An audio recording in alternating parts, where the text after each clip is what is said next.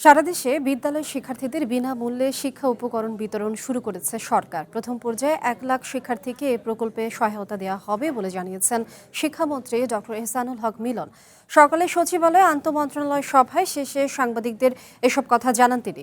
এ সময় শিক্ষা প্রতিমন্ত্রী বলেন, পর্যায়ক্রমে প্রধানমন্ত্রীর ঘোষিত দেশব্যাপী বিদ্যালয়ের সকল শিক্ষার্থীদের জন্য বিনামূল্যে স্কুল ড্রেস, পাটের তৈরি স্কুল ব্যাগ ও জুতা বিতরণ করবে সরকার।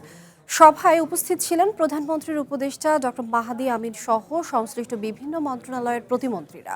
সভায় বস্ত্র ও পাট, প্রাথমিক ও গণশিক্ষা মন্ত্রণালয়ের প্রতিনিধিরাও সহ ব্যবসায়ীদের প্রতিনিধিরাও এই কর্মসূচি বাস্তবায়নে সমন্বয় নিয়ে আলোচনা করেন।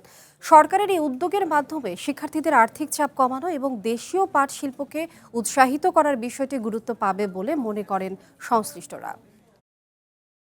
আমরা এখন সরকারি প্রাথমিক বিদ্যালয়গুলো শেষ করছি। 1,07,00,000 ওখানে প্রথমে 1 লক্ষ জুতো, মোজা, প্যান্ট, শার্ট, কামিজ, সালোয়ার 1 লক্ষ প্রথম বিজিএমই থেকে দিচ্ছেন তারা। তারপরে আমাদের সরকার থেকে, এলজিডি মিনিস্ট্রি থেকে, আমাদের ministry as a whole total প্রোগ্রামটা আমরা করব।